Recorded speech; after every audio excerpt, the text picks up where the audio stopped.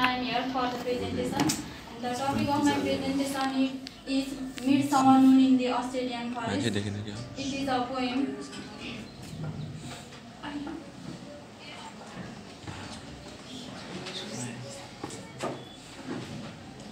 यो Australian midsummer moon in the Australian forest चाहिँ poem हो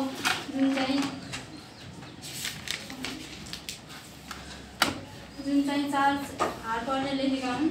यो यसमा चाहिँ अस्ट्रेलियन फरेस्टको बारेमा र यसको नेचरहरूको बारेमा माथि विस्तार गरिएको पाइन्छ। Charles Harper was born on 23 January 1813 Windsor New South वेल्समा जन्मेका थिए भने उनको मृत्यु चाहिँ 10 जुन 1868 न्यू साउथ वेल्समा भएको थियो। उनी चाहिँ अकुपेसनले चाहिँ टिचर, फार्मर र राइटर थिए। नोटेबल वर्क्सहरू चाहिँ उनको the creek of the four graves 1845 मा पब्लिस भएको थियो भने midsummer moon in the Australian forest चाहिँ 1851 मा पब्लिस भएको थियो। अनि the creek of the four graves भन्ने पोएममा चाहिँ त्यो एबोर्जिन्सहरूको डेथको बारेमा एक्सप्लेन गरिएको पाइन्छ।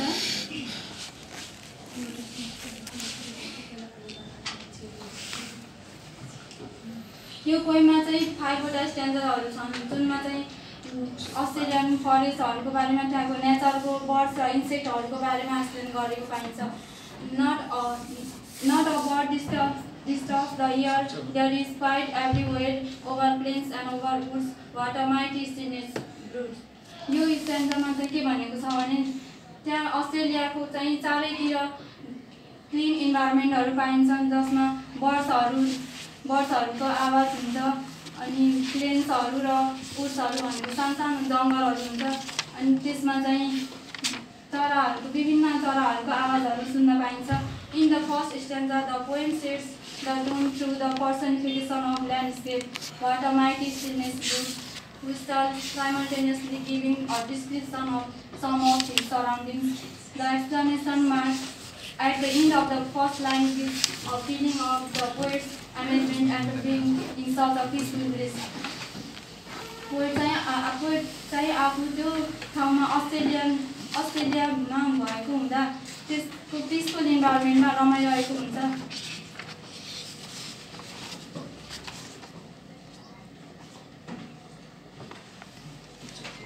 Even the grasshopper keep where the coolest shadows sleep, even the busy ants are found resting in their paper mound, even the locusts climb down in the silence to the vertigo and over hills and over plains, over vast and slumberous lines. यो भनेको चाहिँ अब त्यहाँको बर्ड्सहरूको, इन्सेक्टहरूको बारेमा describe भएको छ। अनि the second stanza reinforces this idea of the inert and silent nature of the surrounding,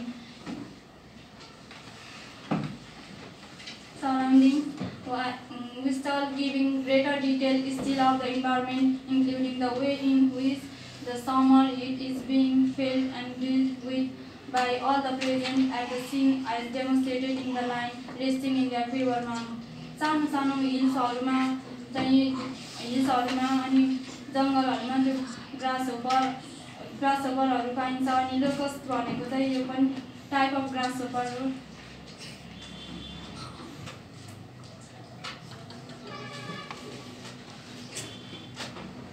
One details are drowsy warming from yon warm lagoon, slow coming.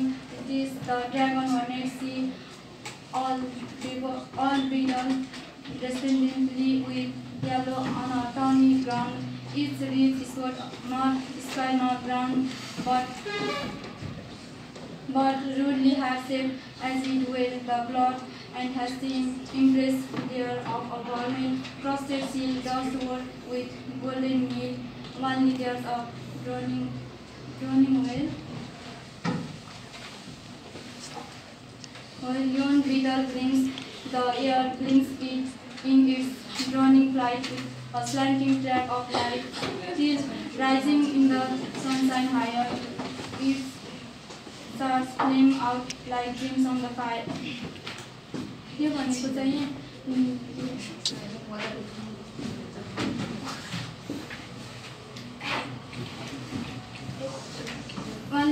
With all drowsy humming of warm dragon coming slowly, there's a dragon hornet which is glittering with yellow on a tawny ground.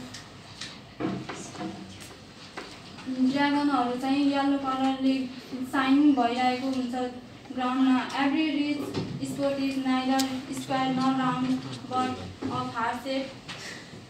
Only there's a beetle flying in the air. It rises higher in the sunshine and it starts flame out like gems on fire. Beetles चाहिँ त्यो इन्भाइरोमेन्टमा एयरमा चाहिँ उडिरहेको हुन्छ.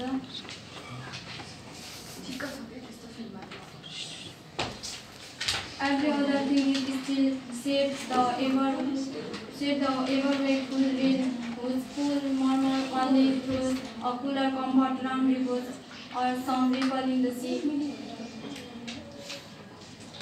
Ripple in the sea of leafy where lazily tied summer in our forest goer turning with a noontide hour gives a slumber to breathe air, see once more slumber peacefully.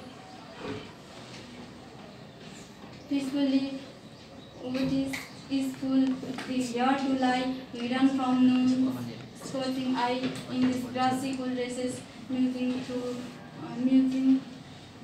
loss of quietness.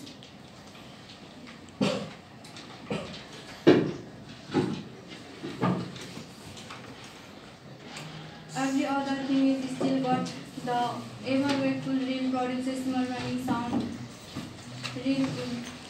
यो भनेको चाहिँ त्यो waterfall हुन्छ. वाटरफलले चाहिँ sound produce गरिरहेको हुन्छ. It is cool and provides comfort round the race. A ripple in the sea produces some kind of sound.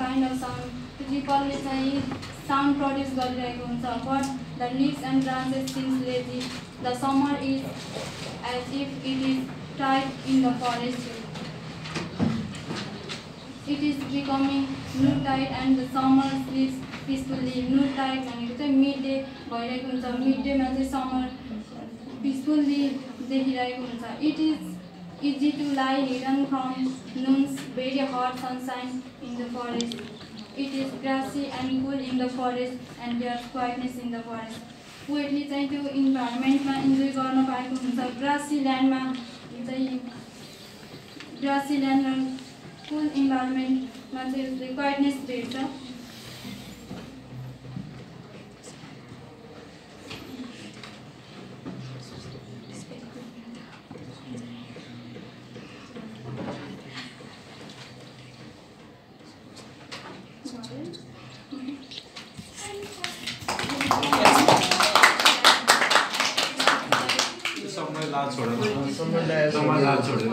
समरलाल छोडेर